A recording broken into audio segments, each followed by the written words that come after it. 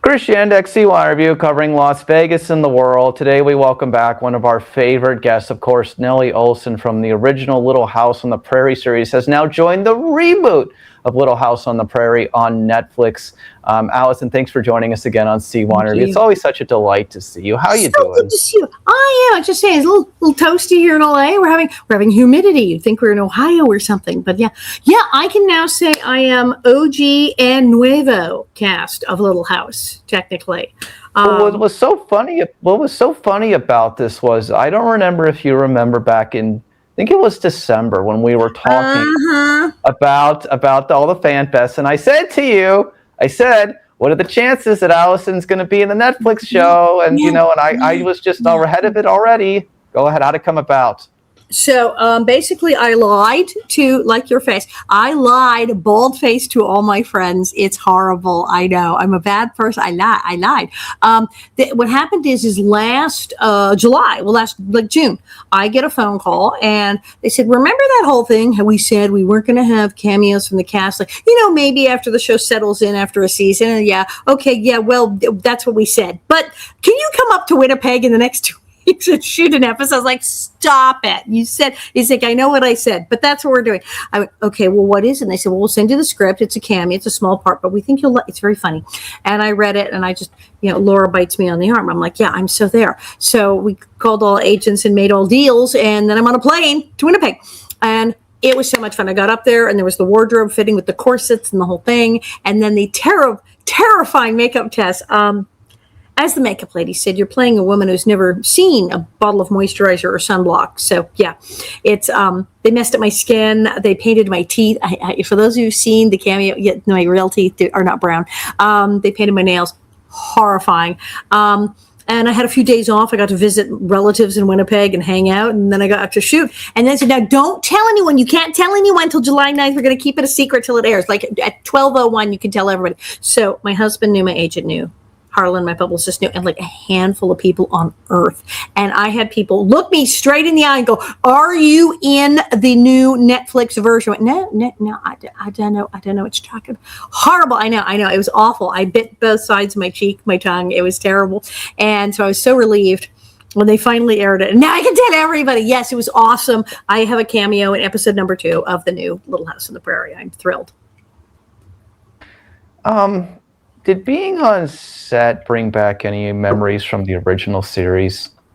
It was absolutely surreal. Now, this is all shot up in Winnipeg in Canada, and it's weird, too, because right now they're in Kansas. They're kind of doing a throwback to the books. Like I said, it's not like Reboot. It's not like our show. It's this whole thing. They're going all the way back to the books, because our show, we did a pilot in Kansas, and then the rest of the show is in Minnesota, in Walnut Grove, which in real life, they only lived there like 2 years, but we had them just stay there for the whole thing. So this one, they're going to be in Kansas, and they're in Kansas. They'll see, then they're going to go to Walnut Grove. Then they're going to go to, so I guess they'll make their way across the country season by season. So it's supposed to be Kansas, but it's nice and flat like Kansas. I mean, we cheated. We did not look like Minnesota on our show. So it's gorgeous up there in Winnipeg, but to be in the clothes and the thing, and then here's Laura and Mary, and I'm harassing Laura, and I'm kind of going, this is getting a little surreal. It's 52 years later, and it's this darling little girl in a hat, and I'm going, and I'm still being horrible to Laura, and she's what Twilight Zone am I in? It was very surreal, and things are shot so differently now. We're in the modern age here. When I talk about how we shot Little House, I feel like Mary Pickford or something. Well, we had the big cameras and the really bright lights. And so everything was very, very different. It was fabulous to see all the new, Michael would have loved it, all the new bells and whistles and equipment and fabulous things they can use now. But it was great. The girls are great. I didn't get to meet Paul yet. I met Ma briefly, and I met the lovely Mr. Edwards, and of course my 2 also evil forest-dwelling, terrifying friends who are lovely people. Let me just ask, what did your other OG castmates think about this when they heard? Because I couldn't tell them. I can't tell funny. And so I finally, like right before it happened, I was like, Dean Butler, I said, okay, I think it's a need to know basis. We're getting close to this and it's going to affect a lot of stuff we're doing. Like, I'm in the show. Shh. And so finally, like when it was like day of, there were a couple of people. I was like, okay, listen, you're going to have a complete aneurysm over this. I'm in the show. Okay, it's episode 2. But now that they know, oh yeah, the texts are coming in. If you're calling going, that was hilarious. They're loving it. They're going, it's so you. It's so you. Yes, of course you're playing this horrible woman. I've had people say I was so creepy that they said, look, I know you. And when those 2 little girls came, I was yelling, run, run, don't go near her. No, don't sit next to her. So they loved that I was that creepy. And they just go, the big one is, how did you keep that a secret? You didn't tell anybody. How did you do that? And I'm like, now you'll never know for the rest of your lives. You'll never know what I'm not telling you. Oh boy. I love it. I just, the thing of what it comes down to is that all of us were just like, when this thing came out, I was like, well, we got to ask her if she's going to be in it. Here's the thing that's really interesting in this regard. Ready? I mean, I think of all of your castmates. Yeah. All of you guys have relevance, but you have just continued to keep performing all these years. I've had several cast members even say that I'm kind of like carrying the flag for Little House and doing it. And it's true. Exactly. I'm like first in line when there's a Little House cast reunion. I'm like, I'm coming. And I tried to do a lot of stuff. And Dean and I have the 50th anniversary Prairie podcast and all this stuff. And I have my show and I'm constantly out there doing stuff and my stand-up and my French show and everything I do. There's lots of prayer. I mean, during the lockdown, you remember, I read all Little House books, all of them, twice. So I've been like, yes, bring me the Prairie with it the whole time. And I think that and my connection with my fans and the way it's gone is probably kind of why when they were saying, all right, I guess we got to drag somebody up here to Winnipeg and do this. Let's get her. And so, yeah, and I was very happy about that. So, yeah. It made the most sense, in my opinion. What do you think of the show? Have you watched all the episodes?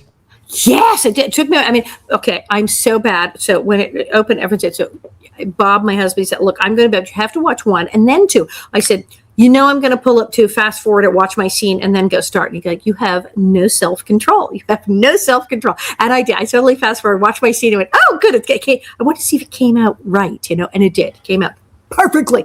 And the editing and the way they did, I was like, yep, that's it. And so then I watched episode 1 and episode 2, and it's like awesome.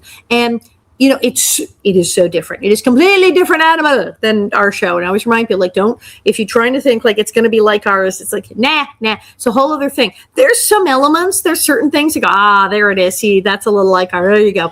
But it's super different. Everybody's really good. All the actors. I do think Mr. Edwards kind of steals the show. I mean, Paul was always cute and sexy in our show, and Paul is very handsome in this show. But have you seen Mr. Edwards?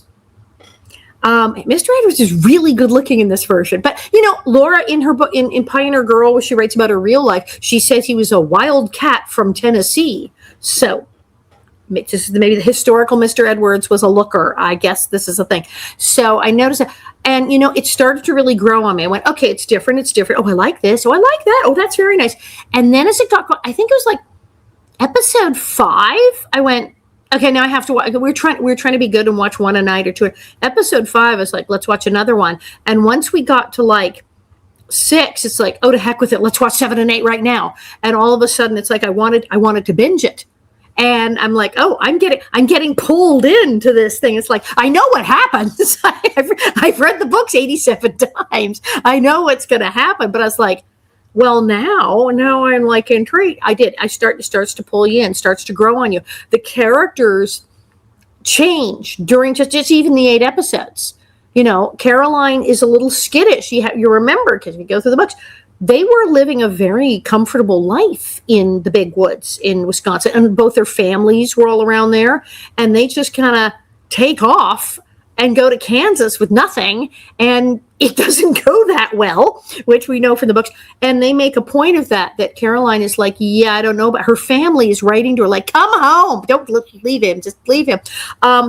and they weren't that harsh, but you did get the sense, even from Laura's life, that Caroline's family kind of thought she could have done better than Charles. She didn't have any money. So they play that up, and Caroline is a little freaked out because, like, I mean, it's episode 1 and she's having horrible accidents and getting injured, which is totally in the books that happened. And you kind of wonder, is she going to make it? Is she going to be able to? And then you get to see her like have the revelation of like, I'm doing this, and she toughens up, and you're like, okay, it's like going. It's a very interesting show. They've done an interesting take on some of the characters. On our show, you knew that Mr. Edwards had a difficult past, and they play that up, that he's really, really deeply unhappy in many ways, but he loves the kids, and so there's a lot of weird things going on in this one. And then there's a lot of historical things and things in the book that we didn't get to, that they pull right out and say, we're going to do that. We're going to do the thing from the book, and we're going to do this thing that we looked up that happened in history, and we're going to have it right out. So it's very interesting. I think the hardcore book people and the hardcore history buffs are going to go wild. So now we do have the fans who are hung up on our show going, it's not the same. Look, we're going to be like original Star Trek. We will be Kirk and Spock. We're Shatner and Nimoy, our crew, forever. We just are. And you can still watch Star Trek. But how many Star Treks do we have? We got Picard, and we got Deep Space Nine, and we did the Brave New Worlds. And how many freaking Star Treks do we have? And you can watch them all. So I'm thinking you have Star Wars, but you have The Mandalorian.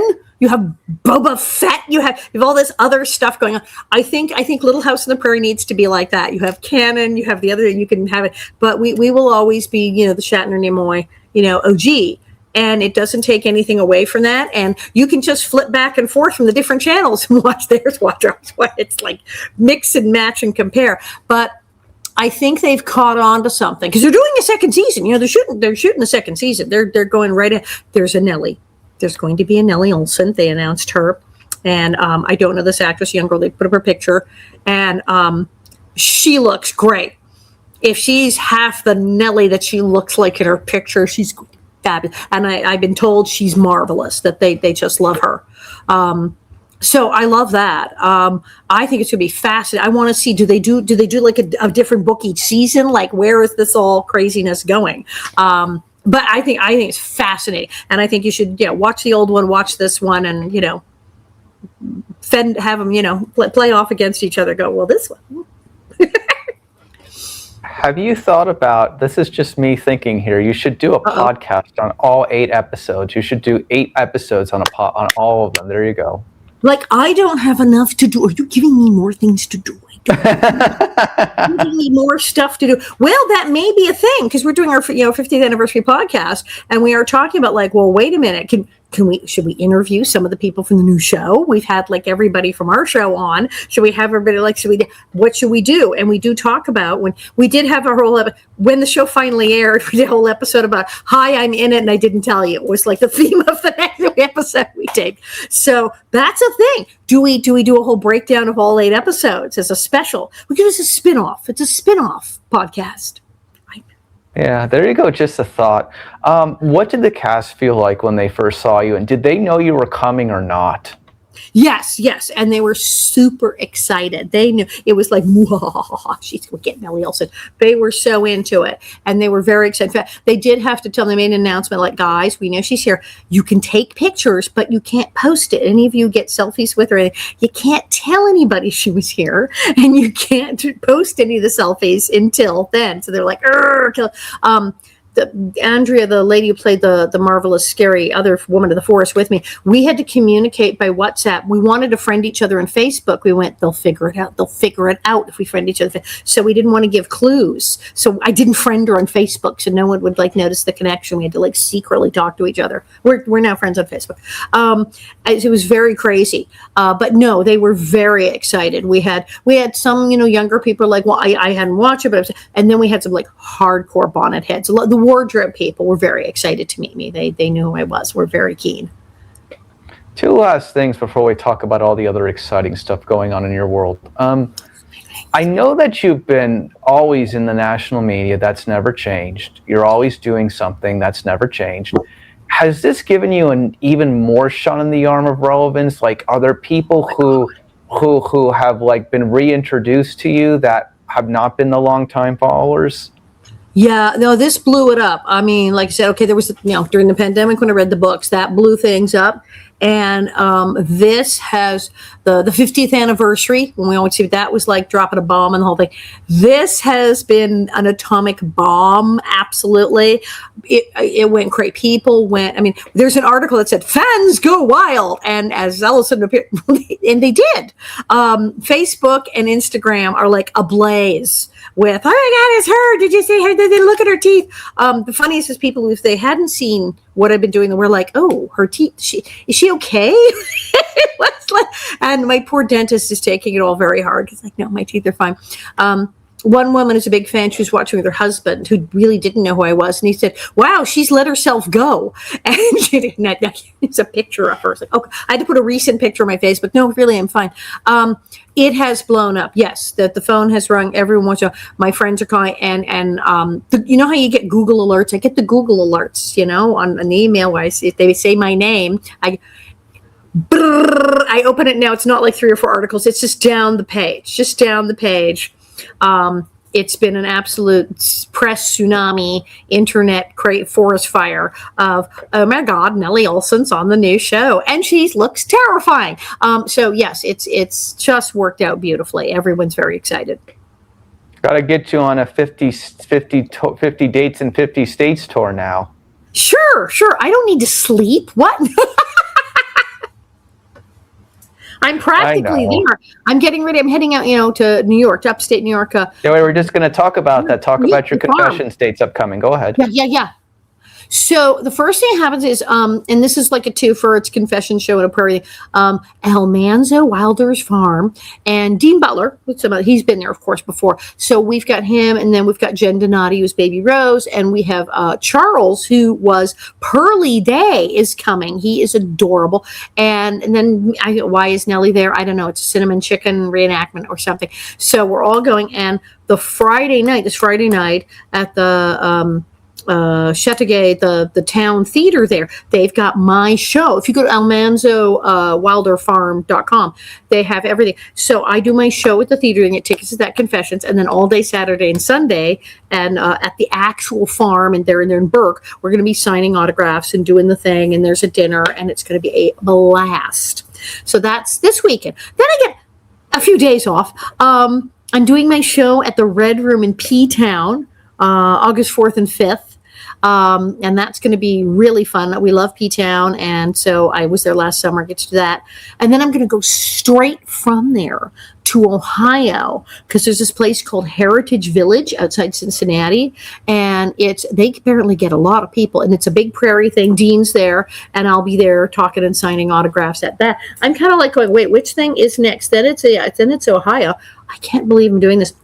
All of this, on my page, AlisonArngrim.net, I got the whole list, and it's got links to where you can get tickets and the whole shebang. So it's Wilder Farm, and then it's P-Town, the 4th and 5th. Then it's Heritage Village, the 7th and 8th, and or 8th and 9th. Then I get a little break, and then I fly out, and I'm going to Indianapolis. There's this thing, Blue Angel Connect, this wonderful charity, and we had done a dinner last year with me and Dean and Karen Grassley, and this one is me and Rachel, Robin Green, I can't even keep track, Todd Bridges and Robin Greenbush, so the Greenbush twins. Cuckoo, absolutely cuckoo. So I'm doing that. I was like, do I have to look at my own website? I have to look at my own website. And then we're going to Nashville. A whole bunch of us are going to Nashville the weekend of the 11th, 12th, 13th. And Old Opry. I've never been to the Opry. We're going to the Opry. We're actually doing a thing. There's a thing, Studio A, where there's going to be like a meet and greet where you get a backstage pass at the Opry. If you guys it's totally off charts. And then as soon as I get home, I take off for France. I turn right around and go to France. I got like 12 shows, September, October, and I have a couple that are sold out and had to add an extra night already. It's like, what do these people can't get enough of me or something? They love you in France. They do over there. And I love France, really. Going to France is really, really fun. I like the French food. I love the cheese. I love traveling. And because of the show I do in France, I go to some of the smaller towns that they're not really on the big tourist map. Like busloads of Americans aren't going there. So I'm seeing stuff like nobody's seeing. I'm going to fabulous old castles out in the nobody. I'm like, does nobody come here? Why is no one coming here? Why is there not like a giant concession stand? This is amazing. So I'm seeing all kinds of stuff that people just don't get to see. And I get to go every year and do this nonsense. Oh, here I am. So on my official website, which is fabulous. So indeed. So Malone, you can go to get absolutely the Wilder Homestead. And Charles, you know that Charles Bloom's a big composer. And he keeps writing songs for these events. We just love. So P-Town, 4th and 5th, absolutely, at in Provincetown, the Red Room. You can get all ticket links all at AlisonArngrim.net. Link will be in the description below, of course, as always, people. Of course, it's all there. Heritage Village is in a place called Sharon Woods, which I have never been to, outside Cincinnati, and that's going to be wild. And then Robin Greenbush and Todd Bridges and me are going to have a dinner at this place called Bradley Hall Events in Greenfield, Indiana. And we did it once before, and it was such a hit. So we're coming back again, and that's just lovely. And that's the August the 29th, and you can get the tickets at Blue H today. And then this Nashville, and then I go to France, and then November and December I don't do anything. I just don't do. I do nothing, because good Lord. And I think I already have a booking in January. Be a lot more stuff. The phone's going to keep ringing off the hook. Yeah, it's so wonderfully crazy. You and me both know it's going to happen. I wanted it to be connected because I'm connected to all things Prairie. I got connected to the books during the pandemic as well as our show. I've been to I finally got to Burr Oak, and now I'm finally going to Almanzo's Farm. I've been to Independence. I've been to Missouri. I've been to Walnut Grove. I've been to all the sites. I've been to Smet. So I like being connected to the history of it and the books and everything. And I thought, I want to be connected to the new show. I want to be connected to it all. And they said, well, we don't know. We got to let this thing do its own thing. Have a seat, maybe next year. And then the phone rang, and I'm like, come on. It's like, yeah, I know what I said. Okay, fine. Just get on the plane. Stop. We're doing it. And so, so I get to be connected to this too. So let me ask you, this is a fun one. I'm sure no one's asked you this yet. If Netflix executives were sitting down with you and they said, Alison, you're part of TV history. We've done this now. What other famous show should we bring back in some form? Right? Oh, no. They're now bringing back shows. This is a thing. They're all bringing back shows. They're bringing back Highway to Heaven. They are. Michelangelo Highway to Heaven. That's Highway to Heaven's coming back. I'm like, yes, bring them all back. Bring them all back. It's so crazy. What should they bring back? Because they've brought back a lot of stuff. And some of them are like, okay, you're bringing that back. Well, I don't know. What did I love? Yeah, we can't bring back Batman. I like that as a kid. Can't. Man from U.N.C.L.E., they did the movies. I mean, they've kind of like worked the territory when I think of all my favorite shows. I don't know. I wanted them to bring back Underdog, but then they kind of made that weird movie. It wasn't the same. What on earth do we bring back from there? The Partridge Family? Partridge Family. The Odd Couple. I mean, it sort of lived on in theater. Maybe The Odd Couple, yeah. Everyone does it in theater. Oh, maybe it's time for Love American Style. Maybe we need a new Love American Style. People like those little vignette shows and things like The Bachelor. Maybe it's Love American Style with a reality TV component. Am I writing this now? Do you need to write me a check? I don't know. Maybe that's it. Maybe it's Love American Style and it's kind of the sketches, but it's like The Bachelor. Yeah, something like that. Sounds good. But I'm just saying, it's like, I mean, who else to ask that than you? I mean, it's like, come on, let's just go. Let's go. At least we know. I mean, on the one hand, it's like, Hollywood, they're constantly bringing everything back. But sometimes they bring back good stuff. In this case, it's like, well, these books, these books have been popular since the 30s. So clearly there's something going on there. And it's not like it hasn't been. There's been a couple versions of Little House before. And there was a musical, for heaven's sakes. So I guess it is a thing that is just going to get remade. And here we all are. Let's move forward to talk about some other stuff. Talk about what the cosmetics line is that you now have. This is incredible. Yes. So I have this. I feel like get up and walk over and grab one. It's like a pile of them over there. So I have this friend, Veronica Electronica, alias Steve, does this fabulous drag performances, and he does everything.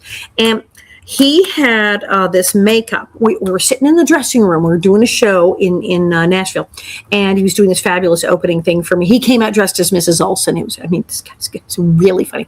So we were sitting with our makeup, and I was saying, I use this. And he goes, here, try this, and hands me this. I have one of the things in my purse. I totally do. I have the base. So he hands me this thing. It's like there's some there. It's like I'm pulling these things up right here. And he hands me this, and I'm like, oh, awesome. Okay.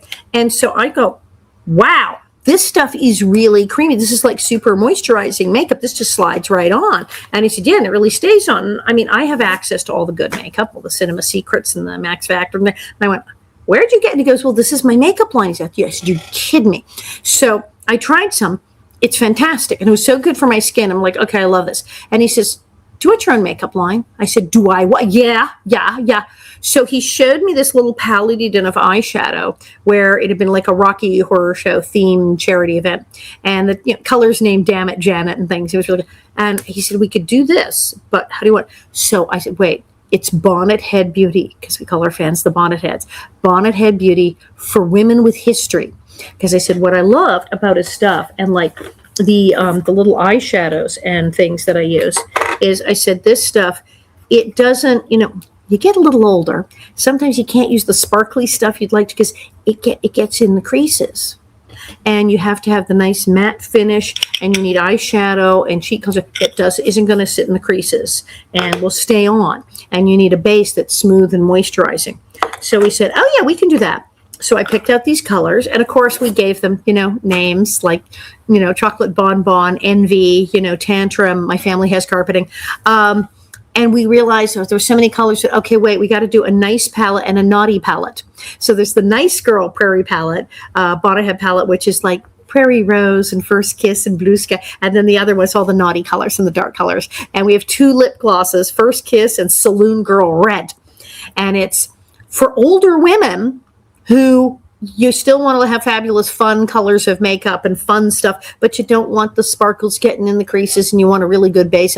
And we put this together, and it's fabulous. And everyone I know has tried it, has loved it, absolutely loved it. And the colors, or someone said they're true, like true hue, they stay. It's like that color you see there, that is the color that you are going to get on your eye. And they're just fabulous, and they're not tested on animals, and the stuff that's in them is all safe to use and all that good kind of thing. But yeah, Bonnet Head Beauty. Where can people buy this stuff and find it? You can actually get on my website. I will usually have some at all of my events that I will sell, but my website, which is the Bonnet Heads Square site. If you go to thealisonorm.net, there's a shop button, and absolutely Bonnet Head Square, where you can buy my book, you can buy autographed pictures, and you can get T-shirts, and indeed you can get Bonnet Head Beauty, both the nice and naughty palette, the nice we call it the nice palette for the unspoiled look, and the naughty palette for evening and adventure.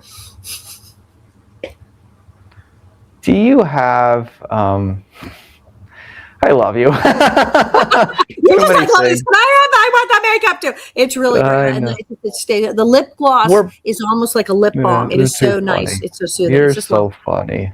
You're just so funny. It's just so much fun. It's so easy when we have you on. I always prepare good questions, as you know, but I just love talking with you because you always have something interesting to say, as you know. There's always something going on around here. 2 married people talking together, as always. Yeah, I'm happily married too. Anything coming up in Las Vegas? I hope we got to get you back here. I do. I've played Las Vegas. I love Las Vegas. I need to be in Las. We need to cook something up for a reason. I already have. I've told Harlan about something, and we talked about it before. Can we do it when it's cold? Can we do it like in November when it's not so hot? Yeah, there you go. I will. November, December, January. Yeah, there you go. It's like openings. It's that December, January gap. I could totally come to Vegas. Do you have any memories from being here over your career? Yes. I mean, so many. I mean, God, was it the Onyx? I did a show, but I remember coming there. When I just turned 18, I did a thing in the National Enquirer. Me and the National Enquirer was always doing stunts for the Enquirer, and they had a thing of it was a thing of like, pick some crazy thing you've always wanted to do. Job. Somebody got to be a jet pilot for a day and flew fighter plane. They had I'd already done hang gliding for somebody else. They did all these kind of things, hot air balloons, and they had a list. And they're like, "How about it? No, this one's taken. Okay, this." And they said, "Vegas showgirl for a day." I'm going, and so flew. I never knew that. Oh, the pictures, you can find them out there and go. So I was like 18. We get out there, and gosh, I think the hotel is gone. I think it's like the Sahara, and they're like gone now or whatever. The Flamingo. Sahara, Stardust, Riviera, those were all the ones down that way. It was like one of the old ones there, and the costumes, the pink and orange feathers. It was amazing. So I got to meet all these women, and they said, no, you're a dancer. They said the showgirl costume is different, and when you're backstage, they make quite the distinction. No. The showgirls, we love them, but they kind of just walk out in the costume. We're actually the dancers. We have to do a whole routine and everything, and we're giving you the dancer costume. So we're kind of snooty about being the dancers, so we're including you with that. So I'm like, okay, great.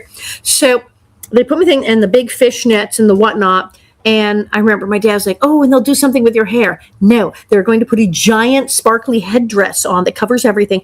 And there's a bracket in the back of the head, and a wooden post with the feather that they jam in there, so you have the giant thing on your head. And there's a bracket on the back of the underwear, wooden post. This stuff, I don't know, 40, 50 pounds. I don't know what this stuff weighed. It was so heavy. And I guess with the one in the back weighing 8 bazillion pounds and the one on your head, they balance each other out. And that's why they don't fall over. But these women have superhuman strength that they're holding this thing on their head and their back. So they strap you into this in the bra and the thing. And it's like armor. It's like, it's not scantily clad. It's like layers of and I did not know that the costumes were like this. I bow down to these women in Vegas, the dancers and the showgirls, how they manage this. It is hard. And then they did the huge thing with the makeup, and they said, "Okay, and now we're just going to pose for pictures." And they were so nice, and they showed me how to do it. They go, "This is how you stand so you don't fall over with the thing." And they showed me completely how to do it. And I was like, wow, better you than me wearing it. That is amazing. And then we took a picture, and it was cool because we lined up in the line. And they said, "Now raise your leg like this." And the women said, "I don't know if she's going to be able to because it's really hard with all the stuff. And we have to train to learn how to do that pose and get their leg up. She might not be able to get her leg up." And I'm like, give me a minute. I can do this. And they went, "Yeah, she did it. She did it." And I got my leg up and took the fabulous pictures. So out there are pictures of me in full showgirl regular thing, and they're kind of hilarious, and they are out there of me being a showgirl in Vegas. And it was so much fun because I got to hang out backstage and I got to meet everybody. And my father did his famous anti-gambling pitch because my father, having been a manager, was in Vegas all the time with stars, and he's like, "You can gamble if you want to, just don't think you're going to win." And he did the test. He's like, "You take the quarters to the slot machine." He goes, "Let's see how long it takes for them to all disappear." And so he said, as long as you know that there's a reason people say the house always wins, that's not a made up thing, that, you can get, if you've got the money to spare, if you've got it to spare and you're just doing it for entertainment because you like it, you want the machine to go bing bong, you really enjoy playing blackjack, knock yourself out. But if you think you're going to go take your rent to Vegas and that's how you're going to make next month rent, that is highly discouraged. They even have little cards and brochures by the ATM in Vegas going, yeah, don't try that. Don't try. This is for fun with money you can spare.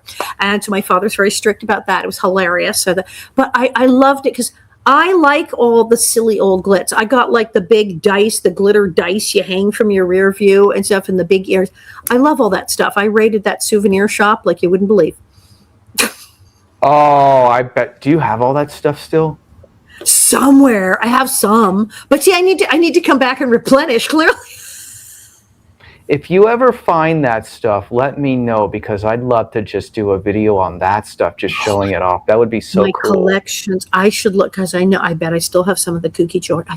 No, I do. I had a great time. I got to do the whole Showgirl thing. It was bonkers. That is such a cool story. That is a cool Las Vegas entertainment history story. Thanks for sharing that with me. Last question. And as I do, I bet all showgirls and dancers and the women in the shows. They work hard. They all work hard. hard here. It weighs a gazillion pounds. These are like weightlifters who are watching out there with this stuff. They have superhuman strength and incredible patience. It's not a simple thing. I bow down in awe of that they can do any of this stuff. As I know that your father worked with Liberace, of course. Was Liberace a gambler or not really? I hope not. No. That my dad said, he said, if you talk to most of the big entertainers who were in Vegas like all the time, and it may be just like, well, they're there all the time. So that they're kind of like, that's nice. It's like people who live in Anaheim and never go to Disneyland. It's like, the gambling, that's for everybody else. I got a gig. I got to go to bed and get up in the morning. And he said, if you talk to most people who work there, they're generally, they're not down at the tables. They may bring friends into town and say, hey, here's the tables. Hey, you guys have a good time. I'm getting a drink. It's just like, it's not a thing. Makes sense. Alison Arngrim, thanks so much for joining us. Congratulations on being on the latest adaptation of Little House on the Prairie, which you can now find on Netflix. Go watch her in episode 2. Watch it 10 times in a row so Netflix knows that you're watching it. Let's make that the most popular episode. Let's make episode 2 the most popular episode of the all 8 episodes. There you go. There you go. Tell all of your websites and all of your platforms and closing as always. AlisonArngrim.net. Yeah, you put that out there because it's got all the dates. You can find the ticket thing and everything. It's all there. So, yeah.